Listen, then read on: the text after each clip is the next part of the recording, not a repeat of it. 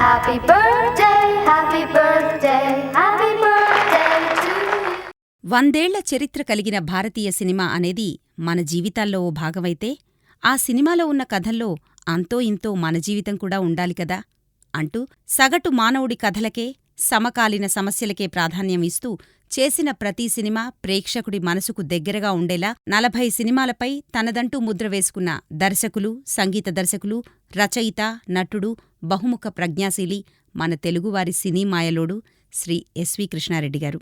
తల్లి ప్రేమలోని మాధుర్యాన్ని, భార్య మనసులోని అనురాగాన్ని, ప్రేయసి హృదయంలోని ఆరాటాన్ని, ఇలా కథ ఏదైనా, ఎలాంటి సున్నిత భావమైనా అది హాయిగా ప్రేక్షకుడికి కళ్లకు కట్టినట్టు చూపించటం ఎస్వి కృష్ణారెడ్డిగారికి వెన్నతో పెట్టిన విద్య.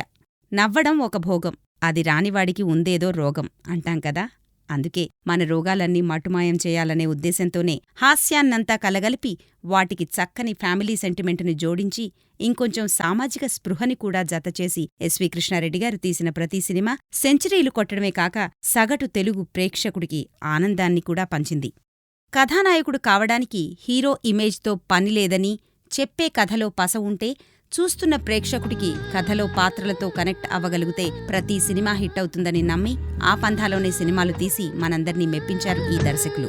గోపాల బాలుడమ్మ నా చందమామ పదే పదే చూసుకున్నా తనివి తీరదమ్మ రారా కన్నా కడుపారా కన్నా నా చిటికెలు వింటూ చూస్తావే నేనెవరో తెలుసా నాన్న నిన్ను ఆడించే నీ అమ్మనురా నువ్వు ఆడుకుని నీ బొమ్మనురా గోపాల బాలుడమ్మ నా చందమామ పదే పదే చూసుకున్నా తనివి తీరదమ్మ.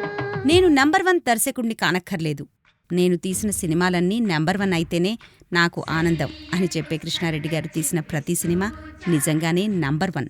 ఎస్వి కృష్ణారెడ్డిగారు తీసిన ప్రతి సినిమాలో చెప్పే కథకు, అందులో సన్నివేశాలు, ఆయా పాత్రలు చెప్పే మాటలు, పాడే పాటలు, వీటన్నిటి మధ్యన ఎంతగా సింక్రనైజేషన్ ఉంటుందంటే రచయితే దర్శకుడైతే ఆ సినిమాలో మాటలు పండుతాయి. ఇక సంగీత దర్శకుడు కూడా తనే అయితే ఆ సినిమాలు సూపర్ డూపర్ హిట్టే అని ఈ సినిమాలన్నీ నిరూపించాయి. కోదండ రామయ్యకు కళ్యాణ రేఖ మా ఇంటి మహారాణి మనువుకు మమతల కోక కోదండ రామయ్యకు కళ్యాణ రేఖ మా ఇంటి మహారాణి మనువుకు మమతల కోక సిరిమూవ నడకల్లో చిల్లానలు పలుక సిరిమల్లె సీతమ్మ చిరునవ్వులు చిలక చిలక సయ్యకు సక చికి సూజా సక సూజా సక సూజా సయ్యకు సక చికి సూజా సక సూజా సక సూజా. 1961 జూన్ 1వ తేదీన కొంకుడూరులో జన్మించిన కృష్ణారెడ్డిగారు సినిమా దర్శకత్వంలో ఎలాంటి శిక్షణ లేకుండానే సినిమా మీద ఉన్న ప్రేమతో, కథ మీద, సంగీతం మీద ఉన్న పట్టుతో సినిమా కథను సగటు ప్రేక్షకుడికి ఎలా చెప్తే అర్థమవుతుందో, అసలు ప్రేక్షకుడు ఒక సినిమా నుంచి ఏం ఆశిస్తాడో ఇవన్నీ ముందు తాను తెలుసుకుని ఆ పరిధిలోనే సుమారు 40 సినిమాలు తీశారు ఎస్వి కృష్ణారెడ్డిగారు. మాయలోడు, రాజేంద్రుడు గజేంద్రుడు, నంబర్ 1, ప్రేమకు వేళాయరా, పెళ్లిపీటలు, కోదండరాముడు, సకుటుంబ సపరివార సమేతం, లేత మనసులు, ఇలా చెప్పుకుంటూ పోతే ఎన్ని సినిమాలో.